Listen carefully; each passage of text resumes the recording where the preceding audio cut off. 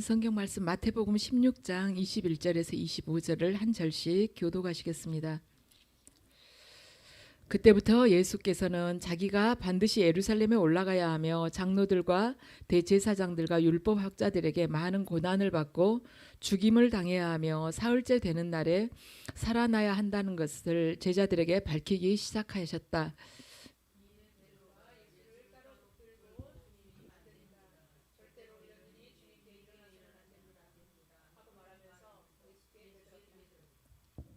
그러나 예수께서는 돌아서서 베드로에게 말씀하셨다. 사탄아, 내 뒤로 물러가라. 너는 나에게 걸림돌이다. 너는 하나님의 일을 생각하지 않고 사람의 일만 생각하는구나.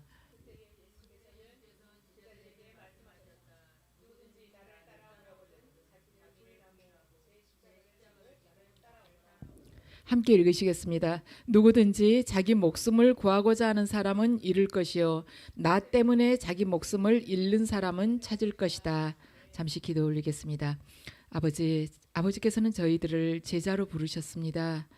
저희들 이 삶 속에서 순간순간 믿음이 느슨해지면서 제자라는 그 정체성을 잃어버리고 살아갈 때가 많지만 오늘 이 예배를 통해서 저희 믿음이 다시 각성되고 아버지께서 저희들을 이 땅에 보내신 그 깊은 뜻과 비전이 새롭게 다시 용솟음치기를 원합니다. 아버지, 이 시간 예배 가운데 말씀을 전하고 말씀을 듣는 가운데 저희들이 잠들어 있는 정체성을 다시 일깨워 주시고 다시 다름질하며 표대를 바라보고 걸어가게 해 주시옵소서. 감사드리며 예수님 이름으로 기도드립니다. 아멘. 아유, 어저께는 비가 많이 오더니 오늘은 또 반짝하게 개네요. 우리 맹의순 선생님을 여러분들 약간 기억을 하실 것입니다. 제가 예전에 잠깐 말씀드린 적이 있어요.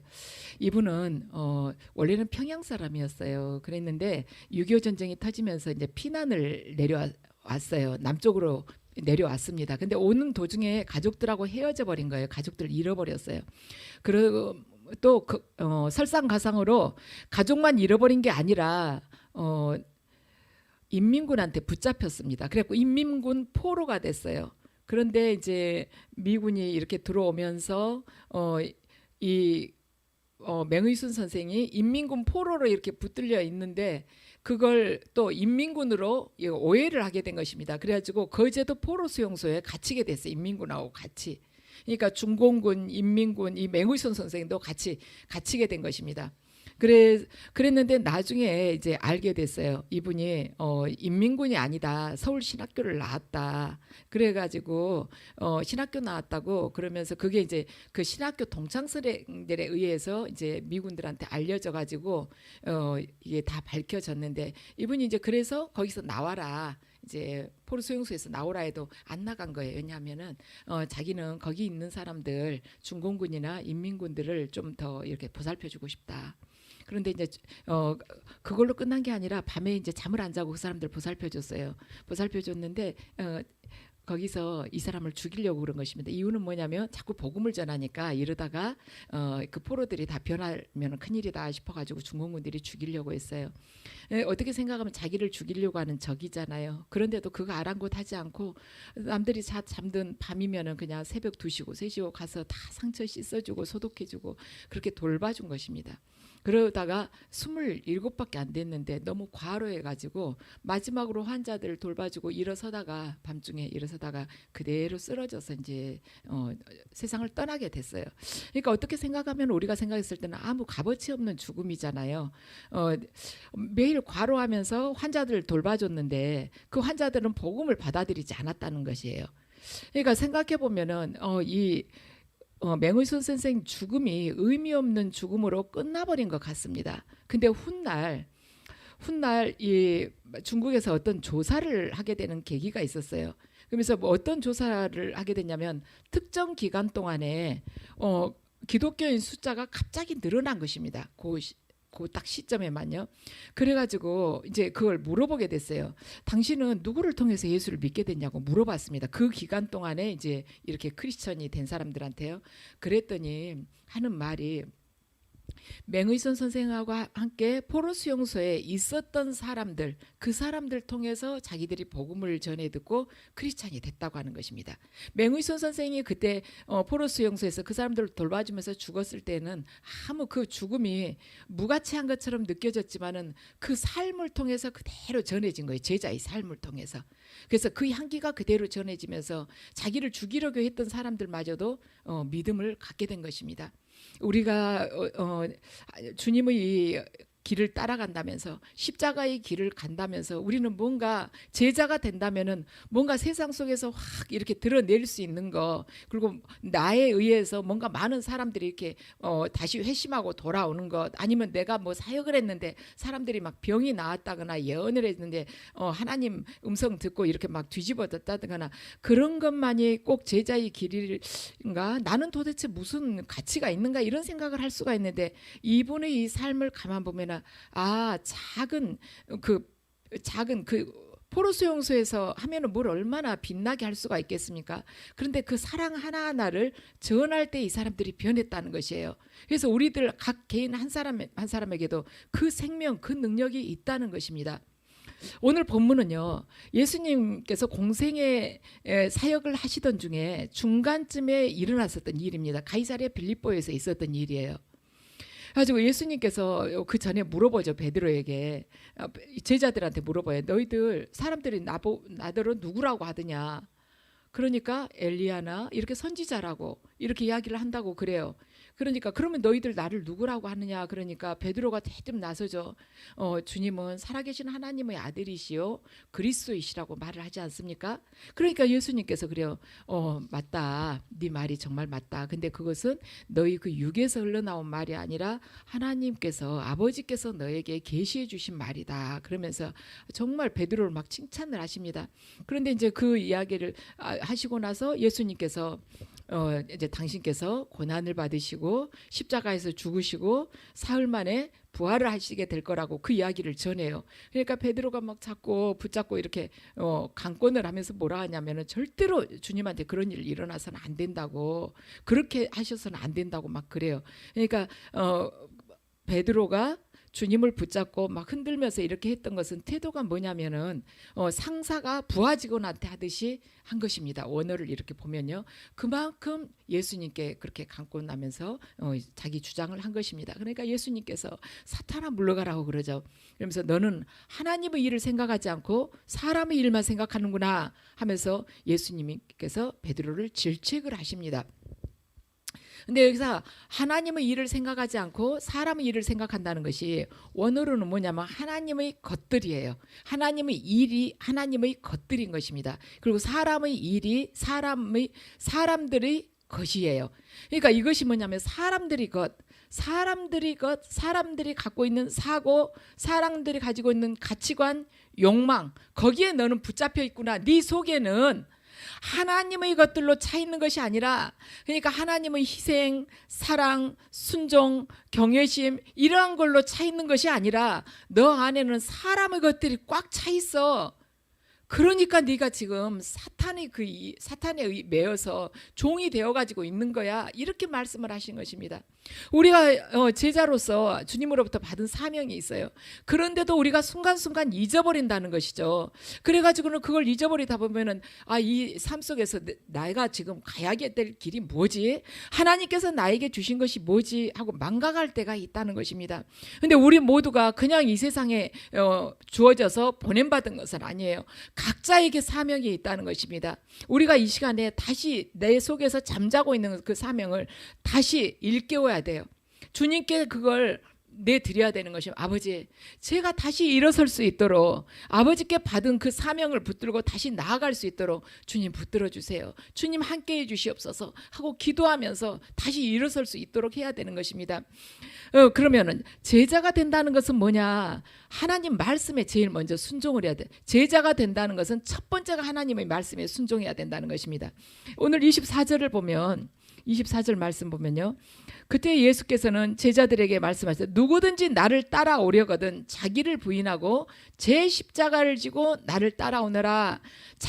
나를 따라오려거든 자기를 부인하라는 것이에요. 자기를 부인한다는 것은 자신을 말하자면 내려놓으라는 것이죠. 자기를 버리라는 것이에요. 그리고 어떻게 하는가? 하나님의 것으로, 예수 그리스도의 것으로 채우라는 것입니다. 내가 죽어야 된다는 것이에요. 우리 크리스천들이 하나님 믿으면서도 하나님 말씀에 순종하지 않는 가장 근본적인 이유는 뭐냐면 자기 욕망을 버리지 않기 때문에 하나님 말씀에 순종을 못하는 것입니다. 내 욕심 절대 잃고 싶지 않아요. 내 욕심을 버리게 되면 뭔가 내가 크게 손해가 될 것 같고 뒤처질 것 같은 거예요. 그리고 경쟁 속에서 뒤떨어질 것 같다는 그런 마음이 드는 것이면 남들은 다 뛰어가는데 내가 어떻게 이걸 내려놔, 그런 생각이 드는 것이죠. 그렇지만 그 삶은 하나님하고 관계가 없다는 것입니다. 예수님께서는 말씀하셨어요. 누가 어린 양의 혼인잔치에서 음식을 먹게 될지 누가복음 14장을 통해서 말씀을 하셨습니다. 어떤 사람이 큰 잔치를 베풀고 많은 사람들을 청했어요. 그래가지고 잔치할 그 시각에 청하였던 자들에게 종을 보내서 오라고 그랬습니다. 잔치가 다 이렇게 배설이 돼 있으니까 오라고, 참석하라고 청했던 사람들한테 간 거예요. 이 말은 뭐냐면 청했던 사람들한테 갔다는 것은 뭐냐면 그 청했던 사람들이 누구냐면 지금 교회 안에 있는 이 말하자면 믿는 자들인 것입니다. 그 자들 지금 두고 하는 말이에요. 그런데 뭐라고 대답을 하냐면 딱 초청을 했는데 핑계를 대는 것이에요. 뭐라고 핑계를 대냐면 나는 소 5결의를 샀기 때문에 한번 시험을 해봐야 된다. 그래서 나는 못 간다는 것입니다. 우리는 이 말씀만 그대로 보면은 소 산 것이 뭐 죄입니까? 그렇다고 해서 하나님의 그 잔치에 참여 못한다는 것, 나중에 천국 잔치에 참여 못한다는 것이 어떻게 보면은 우리가 시험이 들 수도 있어요. 그런데 소 5결의를 샀기 때문에 죄가 아니라, 그것이 죄가 아니라 하나님의 말씀에 순종하는 것보다는 내 생업, 나 당장 먹고 사는 것, 내 사업을 더 중요하게 생각했다는 것입니다. 말씀에 대한 순종보다는, 하나님 말씀에 순종, 복종하는 것보다는 나 당장 먹고 사는 것이 더 우선이 됐다는 것이에요. 아담이 에덴 동산에서 범죄를 했어요. 분명히 범죄를 했습니다. 근데 아담이 그때 범죄했다는 것은요, 술 먹고 술주정을 해서 범죄를 한 것이 아니에요. 하나님께서 선악과 따먹지 말아 했는데 따먹은 것입니다. 말씀에 순종하지 않은 것이 그 큰 죄인 거예요. 아담의 그 죄로 인해서 인류에게 이 죄가 들어오게 된 것이죠. 두 번째 사람한테 이야기를 했습니다. 잔치에 청했으니 오라고. 그랬더니 자기는 장가 들었으니까 못 가겠다는 것이에요. 지금 시집가고 장가간 것이 죄입니까? 아니라는 것이죠.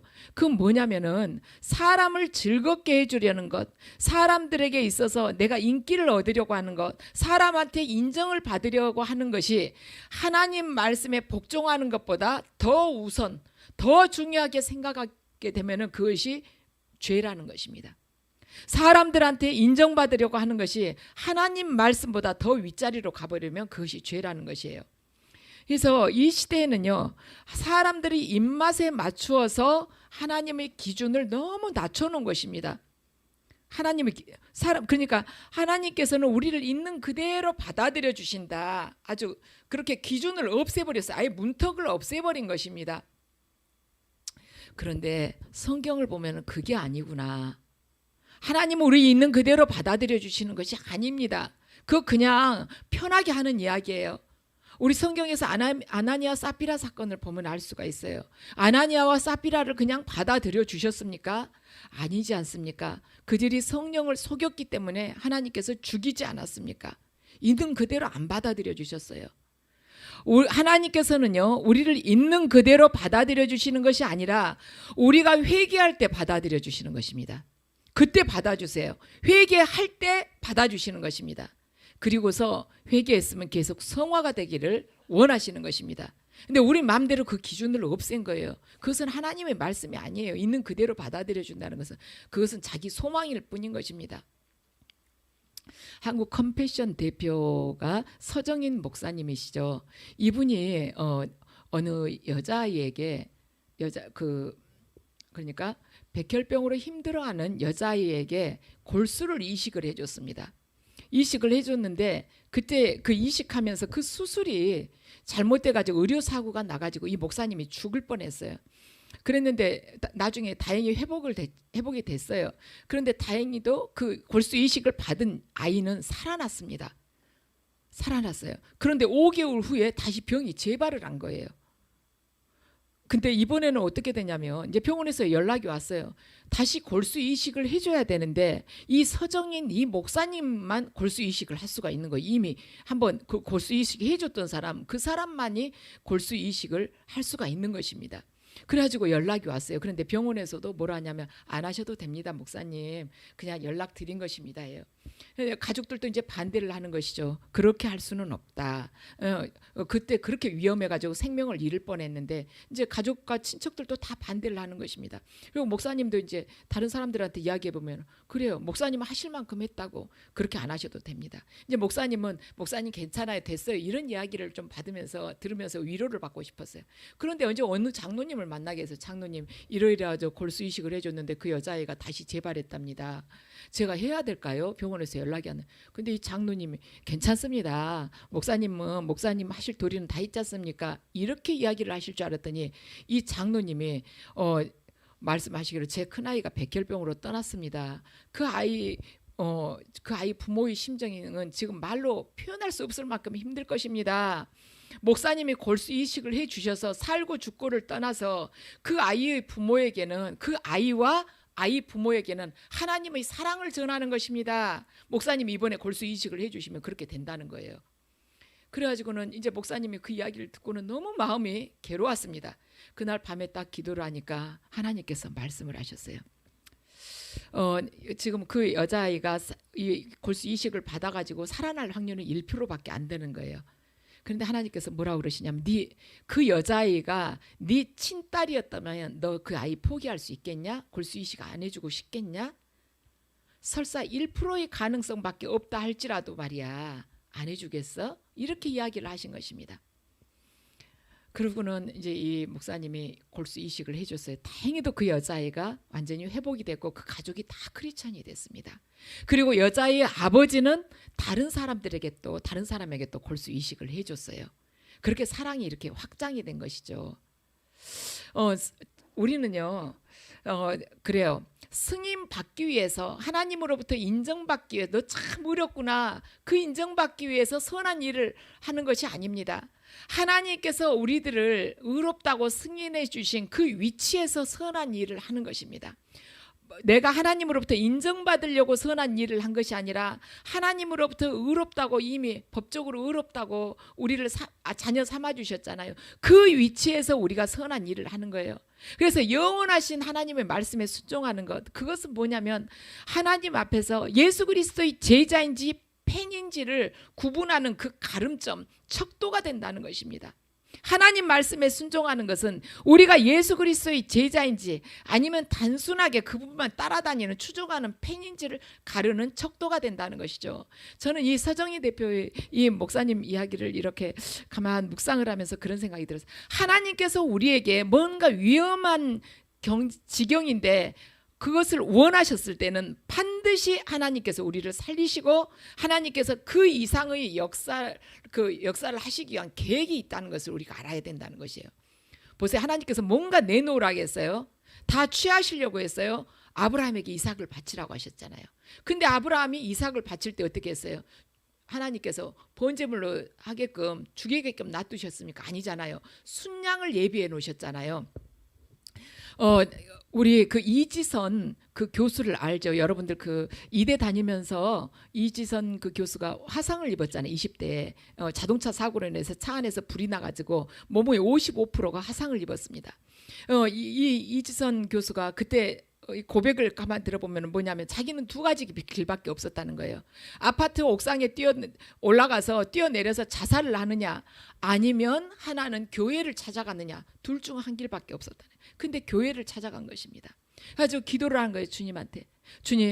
주님께서 저를 살려주셨으면 뭔가 대책이 있을 것이 아닙니까? 뭔가 계획이 있어서 저를 살려주시지 않았겠습니까? 한 거예요. 지금은 그분이 지금 말하자면 한동대 교수이지 않습니까? 내가 너를 통해서 큰 일을 하실 거라고 하나님께서 약속을 하셨어요. 하나님께서 주신 그 약속을 우리가 믿고 붙들고 나아가야 되는 것입니다. 우리 하나님께서 정말 이 목숨을 요구할 정도로, 목숨을 말하자면 취할 수 있을 정도로, 네 목숨을 내놔라 할 정도로 그렇게 큰 문제가 우리에게 요구하실 때 있잖아요. 반드시 하나님이 그 이상의 것을 말하자면 준비해 놓고 우리에게 요구를 하시는 것입니다. 여러분들, 미국의 그 팀 하스, 그 회사의 대표 하영록 회장을 여러분들 제가 언젠가 설교 때 말씀을 드렸어요. 그분 그 심장, 지금 남의 심장을 기다리고 있었어요. 남의 심장을.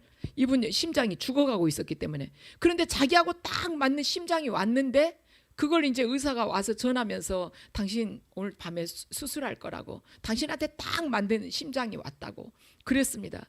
그래가지고는 그런가 하고는 좋아하려고 하는데 하나님께서 딱 음성이 들리는 거예요. 그 심장, 너한테 온 그 심장 저 옆방에 있는 여자 줘라.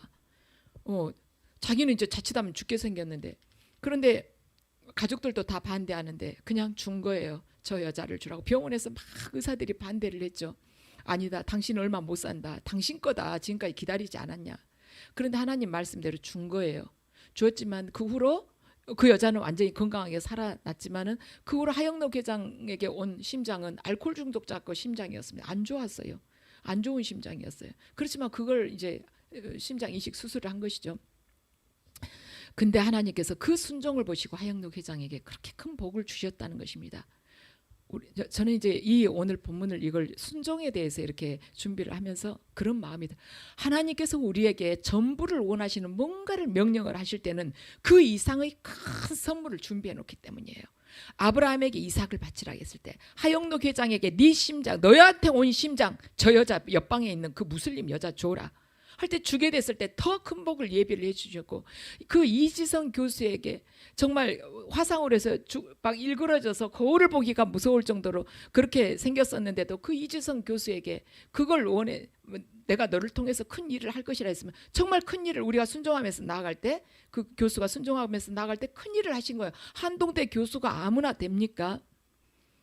이 서정인 대표에게도 그 골수이식 두 번째 했다가는, 첫 번째 해가지고는 의료사고로 인해서 죽을 뻔했는데 두 번째 했을 경우에 더 죽어버리면 어떡합니까? 근데 해주라고, 네 친딸이면 안 해줬겠냐 할 때 그쪽에서도 복음이 들어가서 크리스찬이 되는 거죠. 그 아버지가 또 남한테 골수이식 해줘.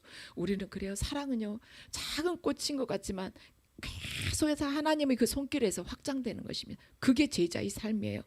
두 번째는 자기 십자가를 지고 주님을 따른다는 것이죠. 24절 함께 읽으시겠습니다. 자, 그때 예수께서는 제자들에게 말씀하셨다. 누구든지 나를 따라오려거든 자기를 부인하고 제 십자가를 지고 나를 따라오너라. 아멘. 십자가라는 것은 그렇습니다. 우리가 세상 속에서 살아가면서 힘든 일이 십자가가 아니에요. 예수 그리스도를 따름으로 인해서 예수 그리스도를 따라감으로 인해서 거기에 따르는 고통, 사명이 바로 십자가인 것입니다. 그래서 십자가는요, 예수님하고 상관없는 것은 십자가가 아니에요. 내가 잘못 살아서 죄로 인해서 고통을 받는 것은, 내가 욕심 부려가지고 쫄딱 망해가지고 고통받는 것, 그건 십자가가 아닌 것입니다. 욕심에 대한 응당한 대가예요.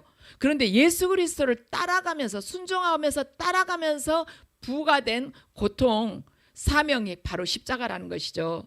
그래서 예수 그리스도의 제자가 된다는 것은 뭐냐? 항상 십자가를 향해서 더 점점 가까이 가는 것입니다.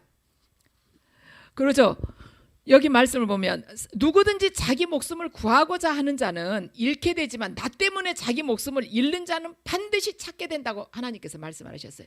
예수 그리스도로 인해서 우리가 내 목숨을 버리려고 생각하면 반드시 찾게 된다는 것입니다. 이것이 하나님의 약속이에요. 이 말씀 붙들고 가는 거예요. 그 자가 온전한 제자가 되는 것입니다.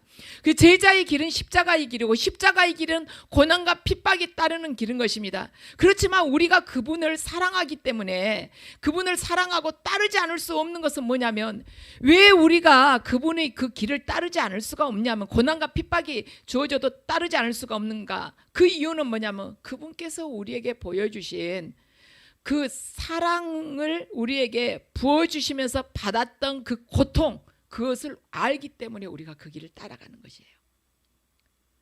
예수 그리스도의 제자가 된다는 것은 뭐냐? 세 번째는 섬기는 자가 된다는 것이에요. 첫 번째는 하나님의 말씀에 순종하는 자가 되는 것이다.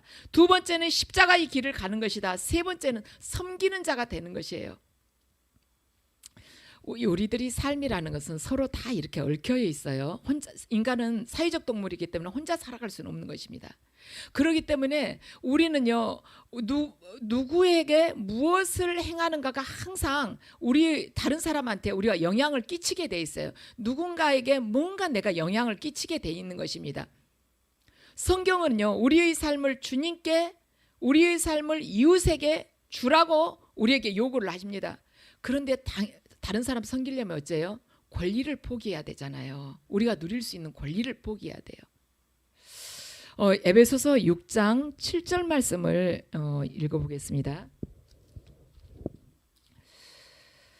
에베소서 6장 7절 말씀을 보면은요, 사람에게가 아니라 주님께 하듯이 기쁜 마음으로 섬기십시오. 이렇게 아멘, 이렇게 기록이 되어 있습니다. 사람한테 한 것이 아니라 이웃에게 하더라도 주님께 하듯이 하라는 것이에요.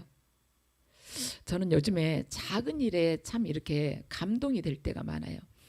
제가 한 3주쯤 전에 우리 이제 백석 그 학교를 갈 일이 있었어요. 그랬는데 이제 아는 목사님 방에 잠깐 들려서 말씀을 좀 드릴 일이 있었습니다. 근데 그분이 굉장히 바쁘신 분이에요. 저하고 이제 이야기를 나누고 제가 나오려고 하는데 그 목사님한테 전화가 왔어요. 그러니까 전화를 이제 받으셔서 저도 이제 나오려고 하던 때였기 때문에 나오려고 하는데 목사님이 따라 나오시려고 그러니까 목사님 괜찮다고 저 괜찮습니다. 나오지 마세요. 전화 받으세요 하고 있는데 이분이 따라 나오시면서 엘리베이터 타는 데까지 따라 나. 우리 교회 같으면 저렇게 엘리베이터 타는데 근데 전화를 계속 이야기 거기서는 들리는데 그래서 목사님 괜찮아요. 그냥 들어가세요. 이제 이분이 제가 엘리베이터를 타고 이제 문이 열렸잖아요. 제가 들어갔잖아요. 그런데 인사를 하시면서 엘리베이터 문 닫힐 때까지 서 계신 거예요. 본인 그 급한 일이 있음에도 불구하고 거기서 제가 굉장히 마음에 어떤 울림이 있었어요. 그분은 그 말하자면 학교에서 어떻게 보면은 지명도가 굉장히 높으신 분이죠. 그 지위로 보자면은요. 그리고는 제가 그분을 만나고 그 다음에 우리 수요일에 오신 김상구 교수님 있잖아요. 연구실에 잠깐 들렸어요. 잠깐 들렸는데 이 교수님도 이제 제가 잠깐 이야기하고 이렇게 나오는데 교수님도 저하고 이야기하고 나서 그 다음에 만날 분이 있었어요. 그런데 제가 나오면서 보니까 이 교수님을 만날 분이 밖에서 기다리고 있었습니다. 그래서 교수님 됐다고 저 갈게요 하고는 이렇게 나오는데 엘리베이터 이제 앞에 제가 서 있었거든요. 빨리 들어가시라고. 왜냐하면 다음에 만날 분이 벌써 기다리고 계시니까. 근데 이분이 아예 괜찮다고 그러면서 제가 엘리베이터 올라올 때까지 기다리시면서 안에 이제 열려서 들어갔는데 저한테 인사를 깊이 하시고는 문 닫힐 때까지 그냥 서 계셨습니다. 그날 두 분을 이렇게 한꺼번에 보면서 정말 공손하게 두 분 다 상대방을 그 존중하는 그 의미 그냥 까딱하는 것이 아니라 존중하는 의미로 인사를 하면서 마지막 그 바쁜데도 마지막 문 닫힐 때까지 딱 서 계시는 거예요. 거기서 제가 너무너무 감동을 받았어요.